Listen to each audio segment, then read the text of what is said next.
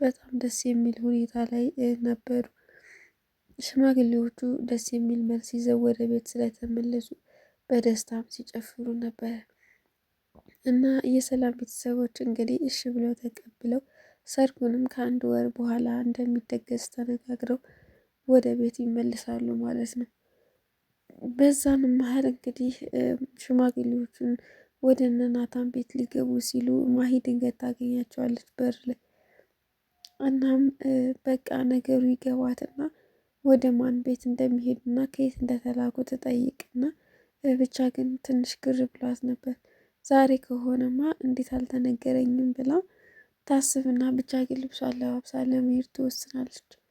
ግን እነሱ ሁሉን ነገር ከጨረሱ በኋላ ሁሉም ፕሮግራም ሁሉንም ነገር ጨርሰው ሽማግሌዎቹ ወደ የቤታቸው ከሄዱ በኋላ ነበረ የመጣችው።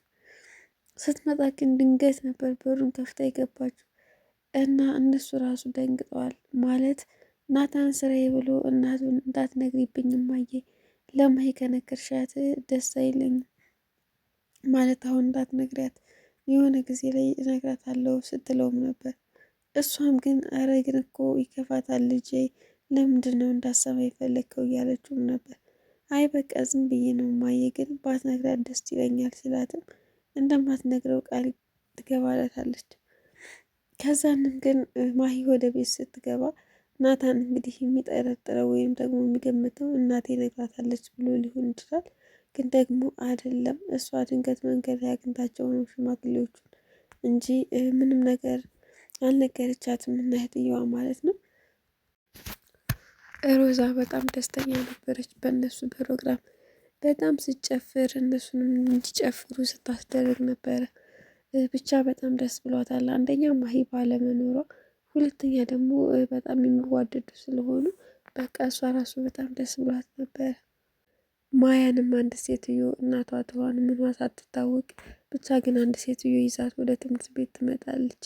ወደ ትምህርት ቤት ካስገባቻት በኋላ በቃ ልክ ስትወጣ ሰዓት ሲደርስ ይዛት እንደምትሄድ ትናገርና ወደ ቢሮ ወደ መስሪያ ቤቷ ትመልሳለች ማለት ነው። ከቢሮዋም እንግዲህ እንደወጣችና ከትምህርት ቤቱ ጠፍታ እንደሄደች ይነገራታል።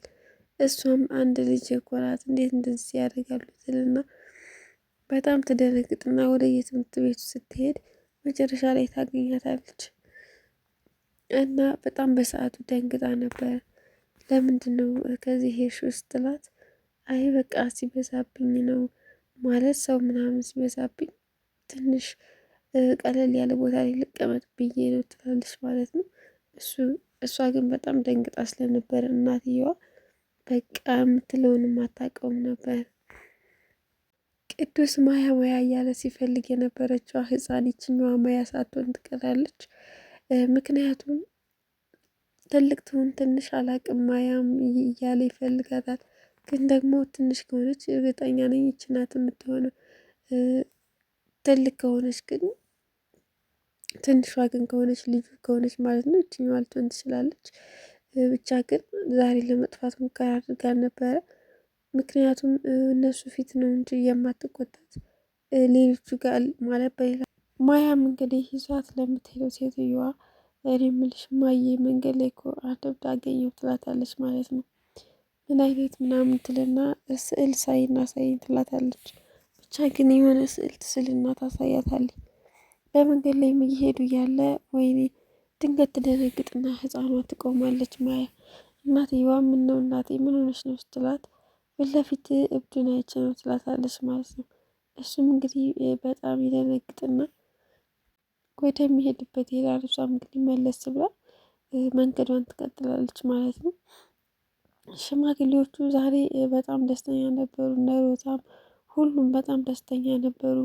መጨረሻ ላይ ግን የሰላም ቤተሰቦች የላኩትን እቃ ማለት ነው ሳይሰጧት ሄደው ስለነበር ለሰላም ተመልሰው ይመጣሉ።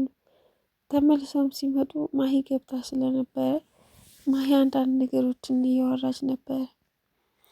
ከዛ ግን የእሷ ጥያቄ ምንድን ነው እዚህ ቤት ውስጥ ናት ወይ ማለት የናታን ፍቅረኛ ማን ናት? ለምንድን ነው ማሚ አንቺ ስለማወቅ የማትሞክር በቃ ማናት እያለ በጣም ናታንም በስተመጨረሻ ግራ ይጋባውና ቆይ ግን ምንድነው ነገሩ እያለ ሲጠይቃት ነበር። እሷ ግን እኔ ቆይ ሁልጊዜም ጥያቄ እንዴት ግን ማናት ሙሽራዋን ሳትይዙ ነው ወይ አለማችሁን የምትቀጩ ስትልም ነበር። ሁሉም ግን አያገባሽም አይመለከትሽም ቢሏትም እሷ ግን የሆነ ነገር ታደርጋለች ማለት ነው። እና ግን ባልጠበቀችው እና ባልጠበቀችው ሰዓት ድንገት ሽማግሌው ይገባና ለሰላም እናትሽ እኮ የላከችልኝ ስጦታ በሙሉ ሳልሰጥሽ ነው የሄድኩት ይቅርታ ይልና ድጋሚ ለመስጠት ይሞክራል። በዛን ሰዓት ሰላም በጣም ትደነግጥና ናታንን ታየዋለች። ማሂም ይህንን ነገር ስላወቀች በጣም ተደናግጣ ነበር። ቆይ አልገባኝም፣ ሙሽራዋ ማናት? እቺ ሰላም ናት እያለች በጣም ሰውዬው ሽማግሌውንም ደግሞ እንደ ሰላምንም ስታይ ነበር። በዚህ ሰዓት ሁሉም ተናደዋል። ሮዛም እናትየዋ ብትሆን ናታንም ቢሆን በጣም ተናደዋል። ብቻ ግን እነሱ ባልጠበቁት መንገድ ማሂ ያውቃለች ማለት ነው።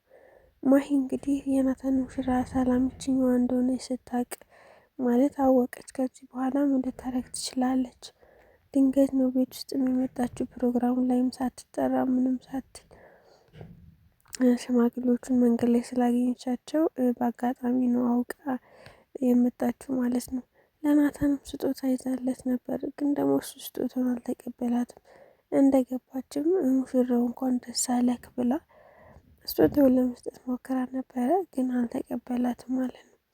ብቻ በዚህ መሀል ሰላም በጣም ተደናግጣ ነበር። ማለቴ ማሂ ብታቅ ምን እንደምታደርጋት ስለምታቅ በጣም ደንግጣ ነበር። ከዚህ በኋላ እንግዲህ እርግዝናዋንም እናትየዋ የምታውቅ ከሆነ ምን ልትል ትችላለች? በድጋሚ ሰላምን አታገባትም ትል ይሆን? ወይ ደግሞ ማሂ ከየት እንዳረገዘች ስለማይታወቅ ናታንን ልታምነው ትችል ይሆን እናትየዋ የሚለውን ቀጣይ ክፍል የምናይ ይሆናል ማለት ነው። ሽማግሌዎች ከመምጣታቸው በፊት ሮዛ እና ሰላም ሆነ እናታቸው ጋር ደውላ ነበር፣ ሰላም ማለት ነው።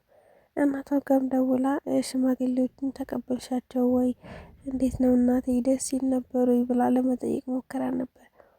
እናትየዋም እንግዲህ ልጄ አባትሽን ታውቂው የለ ምንም አይነት መልስ አልሰጣቸውም ማለት ሽማግሌዎቹ ደስ ሳይላቸው የተመለሱት በማለትም ትንሽ ታስደነግጣታለች ማለት ነው። ሮዛም በዚህ መሀል በጣም ትደነግጥና ቆይ አልገባኝም እየቀለዳችሁብን ነው እንዴ ምናምን ትላለች። በዛ መሀልም አባትየው የሮዛ አባት የሰላም አባት ማለት ነው ቆይ እኔ ልጅሽ አንቺን እንድትከፊ የማደርግ ይመስልሻል ልጄ ይላታል። በዛ መሀልም በጣም ደስታ ይሰማታል። እናም ተስተካክለው ምናምን በቃ ሽማግሌዎቹ ይመጣሉ በጣም በደስታ ማለት ነው። እና ደስ የሚል ጊዜ ያሳልፋሉ። ጭፈራ ነበር፣ በጣም ደስ ሲል ነበር የዛሬው ማለት ነው። ከዛ ደግሞ ሰርጋቸው ከአንድ ወር በኋላ ነው ተብሏል ማለት ነው። ሰርጋቸውን በጉጉት እንጠብቃለን።